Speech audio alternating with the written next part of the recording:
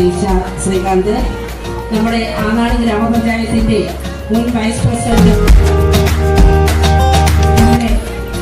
സന്ദർശിപ്പിക്കുവാനും